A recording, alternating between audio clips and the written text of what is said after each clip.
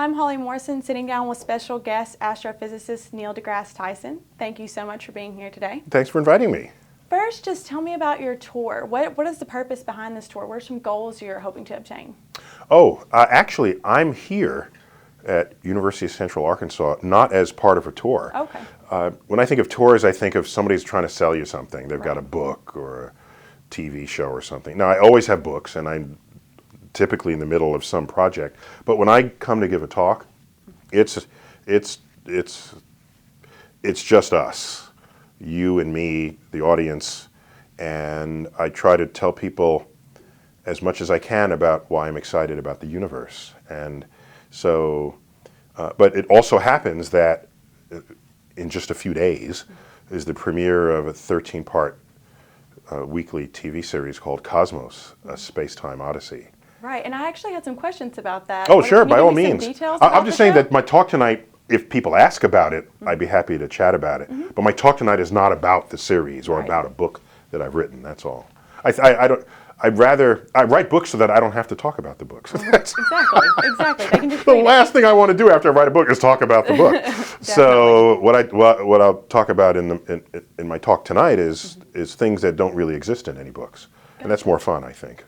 Well, and can you give me a little bit of details about the show? I know that it's sort of a sequel to Carl Sagan's original series. Correct. Yeah, the original one came out 34 years ago, and by most definitions of a generation, it spans anywhere between 30 and 35 years. So that's how long it's been. And there's been a lot of science since then. A lot is different about the world since then. We were still in Cold War politics and spending in that era. Not that we are problem-free today, but if you're going to create a series that not only shares with you the frontier of science, but explains why it matters, why you should care, and in what ways can it enlighten you and empower you to become better shepherds of our civilization or of the earth, that's what we were headed for. And I think we accomplished that, I'm happy to say. I'm doing the final voiceovers for the last of the series right now. The first ones are in the can. And Cosmos at its best offers you a cosmic perspective that remains indelibly with you for the rest of your life. Okay. It's not only what is science, how does it work, but why does it matter to you? And with stunning visual effects brought to you by people who normally bring their talents in that to feature-length films, telling dramatic stories of life and society. And because we will appear on network, we have the resources to reach for these people and have them bring their methods and tools normally normally given unto first-run films to tell the story of the universe. Yeah, I saw the trailer for it, and it definitely caught my attention. It was a really, really good one, too. And that's starting March 9th, I March believe? 9th, yeah, which is a Sunday night. Everybody's home on a Sunday night in prime time, and it's on Fox, the Fox network. Great. In addition, it is within 72 hours or so of, well, within a week of the first airing here in the United States. It will have aired in 171 countries in 46 languages. That's amazing. So this, in fact, it is the largest rollout of a television series in the history of television. Well, with you going around to these different places and giving talks and lectures and doing your show, and then I looked some into your past about how you did dance and you've just done all these things.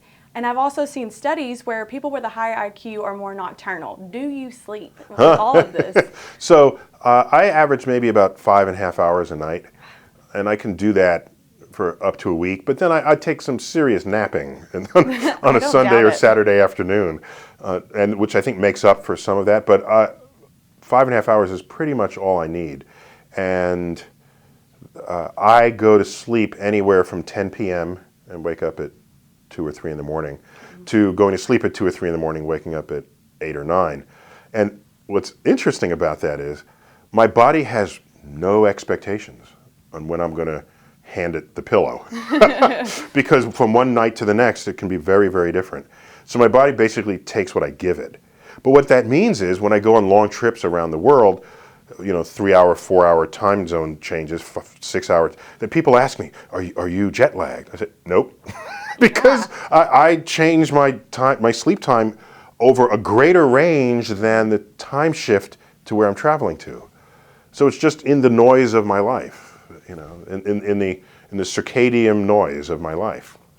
Now, I guess I wanted to look at what your thoughts would be for the future of science. Where do you see it heading? What do you want to see happen? Well, I'm an American, so I'm saddened when I see our priorities shift from being a leader in science and technology innovation, as we were for much of the 20th century, especially the second half. I mean, we brought computers to the world, and you just go down the list, cell phones, almost everything that shapes how a modern society now functions was pioneered in America. The internet. It wasn't invented here. It was in Switzerland, in the particle accelerator. There were some physicists who were toying with how they would move data back and forth between computers and set up a network to do this. But no one did much with it there. We got a hold of it and developed ARPANET, and basically we pioneered the internet. And this has shaped the world in which we live. That was common. That was the kind of things that showed up weekly, monthly, if not weekly, back in the 20th century. Never thought I'd say it that way. Way back in the 20th century. So now I don't see that. Yes, all we want is the latest app for our smartphone. And when I think of innovation, I think of advances in transportation, in energy, in health, in the structures of cities and farms, and big issues that affect culture. More beneficial things than just an app on the phone. Right, exactly. And don't get me wrong, I love me some apps. I like the next person. So, but that depth of innovation, I don't see that happening. And so as an American, I'm saddened. But as a scientist, I know no one country owns science. Science, in fact, it transcends national boundaries. So some other country is going to rise to the occasion, and they already have done so. Why is it that I'm reading headlines about the next discovered amazing particle, subatomic particle, and those headlines are from an accelerator in Switzerland? Or, we're reading about rovers on the moon, and it's a rover launched by the Chinese. So they know the value of this, and they're moving forward. And I worry that our absence of moving forward ends up in practice by us moving backwards, relative to the forward-moving Speaking of being saddened world. Towards where science, I guess, is kind of heading, it seems to be turning to a downward spiral on being important. What do you think about STEM, the STEM teachings? What are the positives and the negatives to that? Who says there's negatives about STEM? Right. I don't know I can't imagine that someone thinks that's a negative thing to do, to encourage people to become scientifically literate and STEM fluent. Doesn't mean you become a scientist. It means you think about it and you care about it and you understand what it is and how it works and why. That's all I'm asking here, because innovations in STEM fields, science, technology, engineering, and math, are the engines of tomorrow's economy. And America, last I checked, was a capitalist democracy. So people care about wealth. Often health follows good wealth. And to somehow sidestep or sweep under the rug what science is and what it can do for you, you're sowing the seeds of your own demise, your own collapse. And then you have certain scientific results that apparently don't agree with certain people's philosophies, be it political philosophy or religious philosophy or cultural philosophy, and so then they're in denial of it, as though the emergent truths of science should be subject to people's opinions. I don't even know what that means. What happens if you're gaining weight? Do you want to repeal gravity because you don't like what gravity is doing to you? That's what is tantamount is what it's become. And so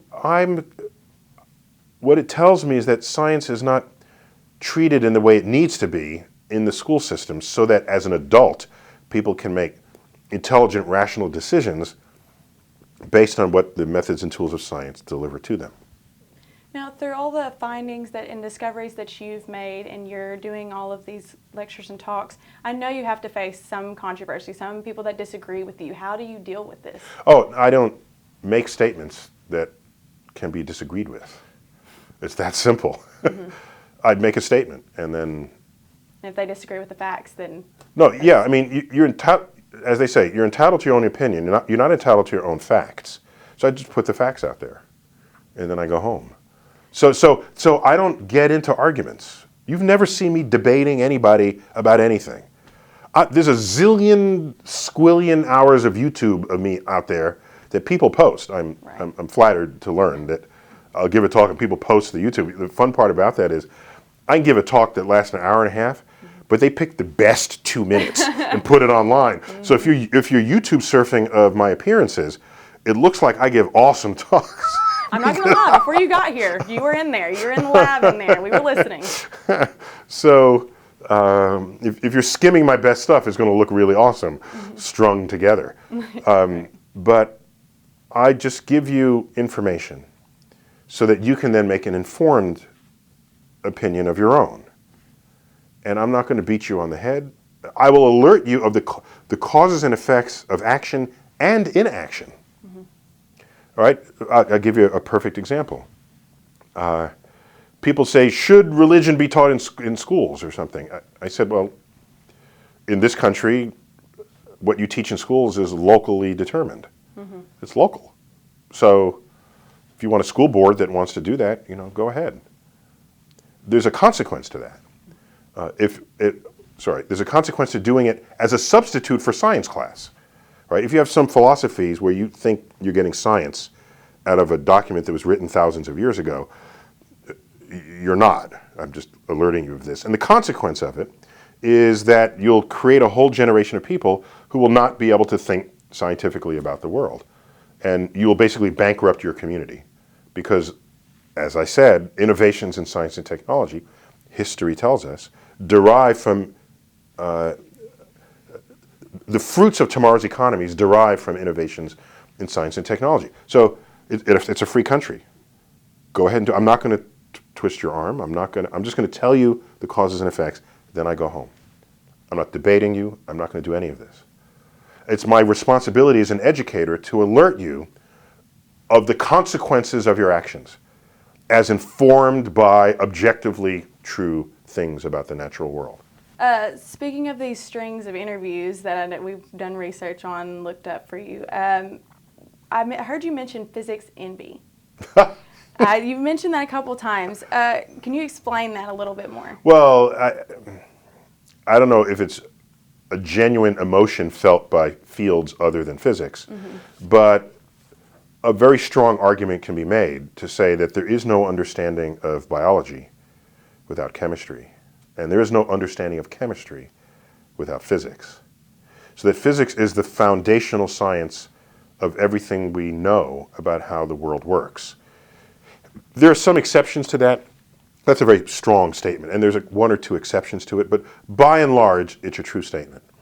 And that's been extended with greater audacity and greater obnoxiousness to the statement that there are the laws of physics. After that, everything else is opinion.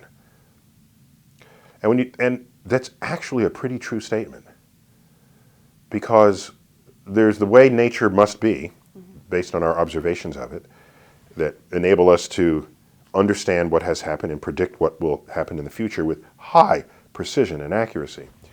After that, what are the things that shape our lives? It's love and hate and politics and religion and longings and all these things that have abstractions that lend themselves, by the way, to brilliant literature. I mean, the conflict between human emotions is the stuff of great literature. So I'm not actually value judging one or the other. There's some very important things about people who differ in their opinions. It can offer insight to a third person listening to those opinions being being bandied back and forth. So art comes from our deepest inner creativity, art at its best. And I don't know that you can analyze the beauty of a painting, not yet for sure, with the laws of physics. So life is a combination of all of the above. But the physics envy are those fields, especially social sciences, and fields where their subjects are human beings. What a messy subject that is. I mean, physics, I got a test tube, I got a lab, I got a telescope, there's a black hole. I got this, all right? Yeah. And I got to study the conduct of humans and make theories about it. Unpredictable. These are fuzzy theories, all right? You might get some broad sense of how people behave, but the psychological sciences, the economic sciences that try to predict human behavior, there are some truths that emerge in there, but at the end of the day, when your principal subject behaves according to their own free will, there's where the physics envy comes in. And under physics, I know sorry, I keep interrupting. Part of the envy is they attach the word science to their field. Okay. Social sciences, right? They're not content with sociology, they say social science, economic sciences. That's an expression of some of that envy, wanting to join the physical science club, where you can make real statements. So that's how we can send a rover to Mars and have it land within just a couple of meters of the target spot after it went 100 million miles. So that's how you get this precision, because nature is knowable. That itself is a remarkable fact, that our feeble minds as humans can actually decode the operations of nature. That's a pretty cool fact. What about all of the mysteries under physics? What mystery seems to intrigue you the most? Oh, mysteries are great. That's what keeps the scientist jumping out of bed and running to the lab each morning. And you learn to love the questions.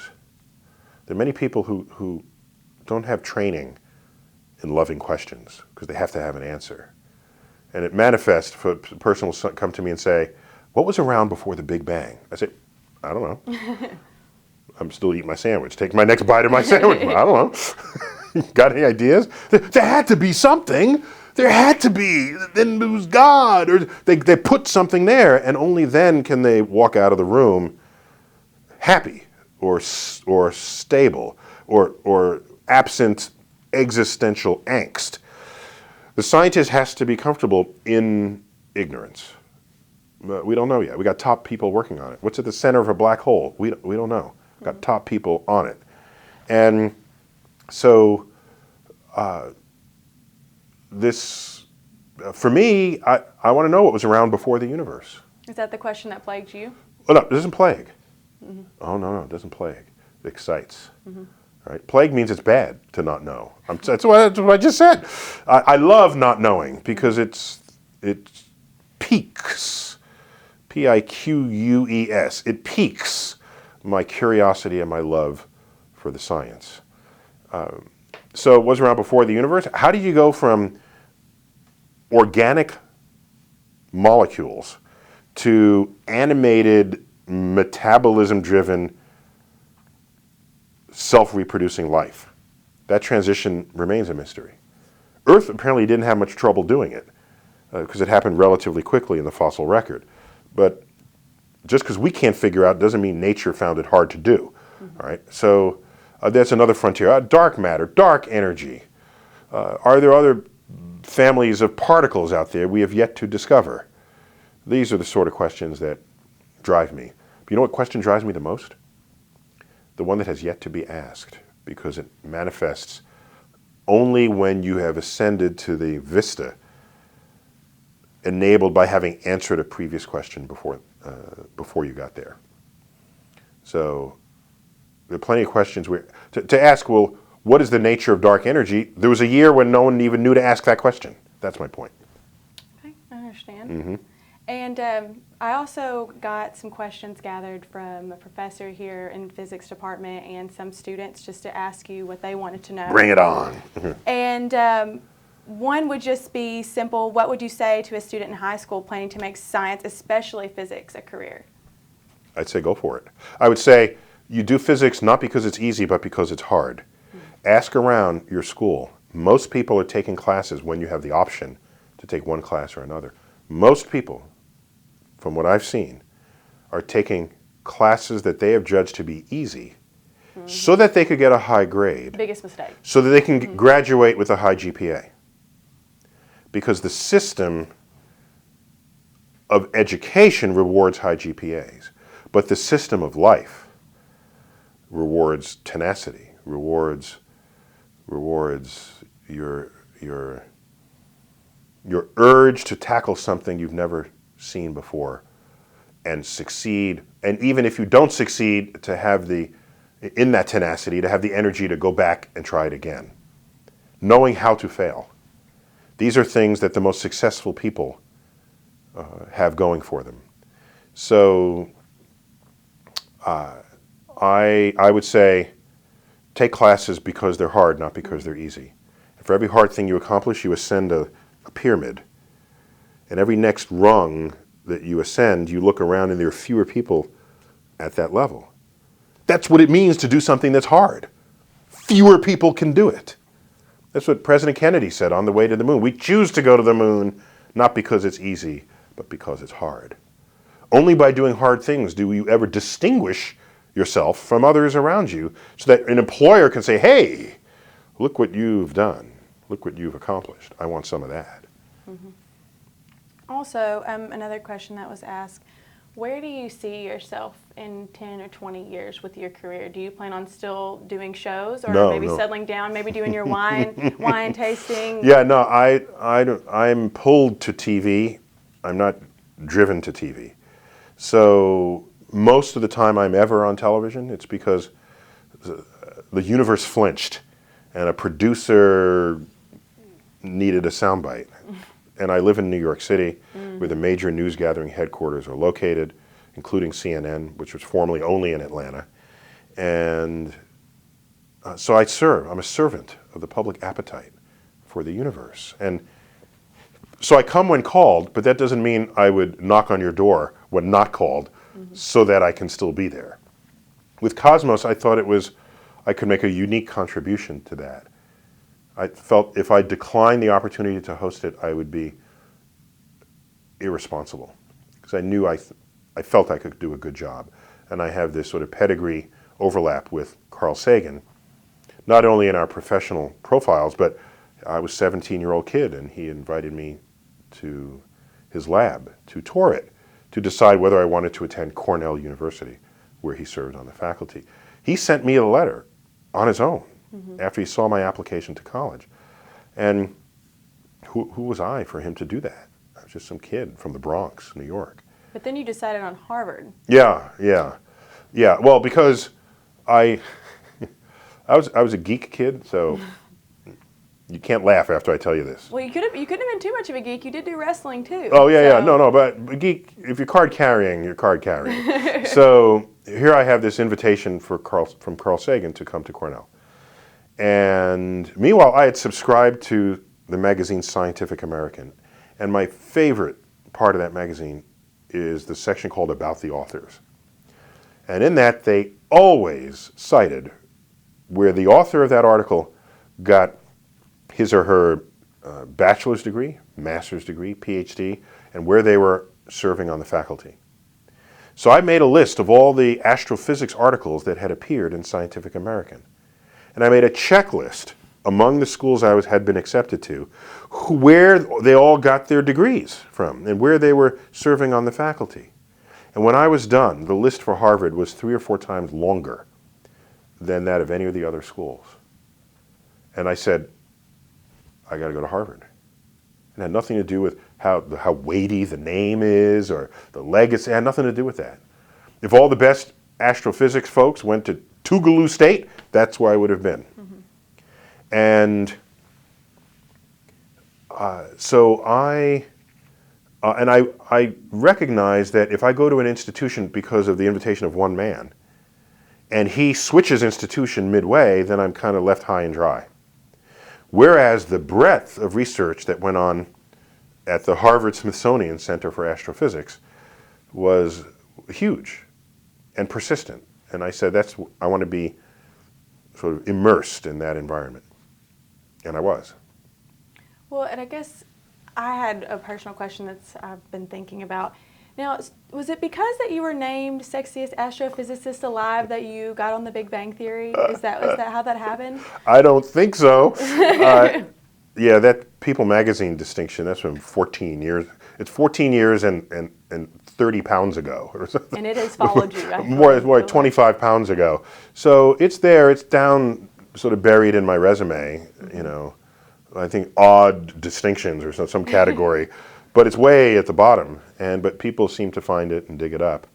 And I don't get big-headed about it because I don't know how competitive the category was. The People magazine Sexiest Man Alive issue, which is what compiles these distinctions, they have some very competitive categories there. Sexiest action star, sexiest supermodel, sexiest news anchor, right?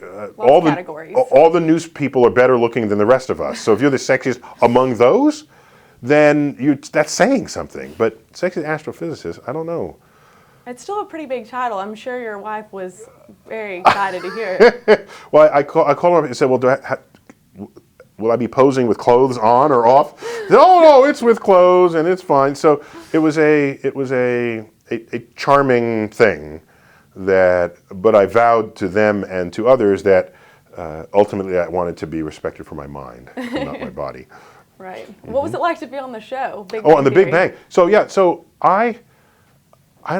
I think there were some Twitter followers of mine that started chanting that I should appear as myself on the Big Bang Theory, and ultimately the producers took note, and I was invited to give a cameo appearance. Mm-hmm. It was the funnest 24 hours I ever spent, just to be on camera, and it's hard being yourself if you're scripted by somebody else. Mm-hmm.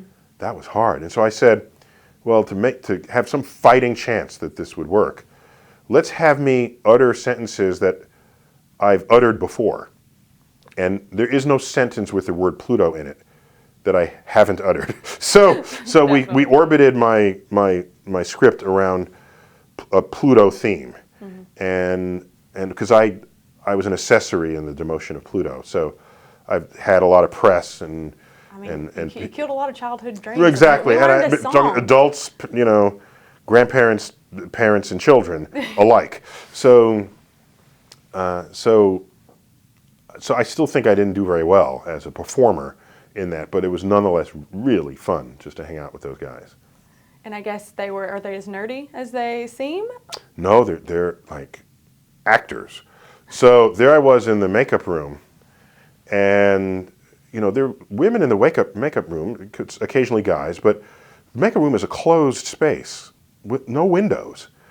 And they're there all day, just applying makeup to people. And I thought, as an educator and as an astrophysicist, let me tell them about the universe while I'm sitting there in the chair, just to regale them of the cosmic tales that I've collected over the years, just to add some intellectual dimension to mm-hmm. the fact that they're just there putting makeup on people's face. So I'm doing this, and I'm giving my best. It's the best.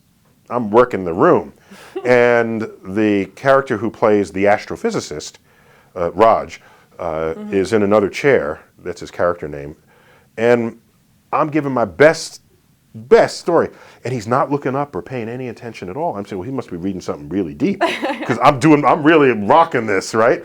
And the women are there wide-eyed, and I think one of them missed a makeup stripe on my cheek. And so I looked over, and when I was done, he brought the magazine to others and said, oh, look what they say here in People magazine. He was reading People magazine. Oh, and I was so heartbroken. You want them to be these characters, mm-hmm. but the fact that you think they are simply means they're brilliant actors. And he's an actor, acting as an astrophysicist. And I was an astrophysicist trying to act like an actor, and I failed miserably. Not miserably, but there's a lot of room for improvement. I thought it was a great performance. No, I'm a little stiff, and no. I could do better now, I think, but back then I was. It gave me a renewed respect for what actors are and what they accomplish. Well, thank you so much for being here today, Dr. Tyson. Okay, well, thanks for having me. Thanks.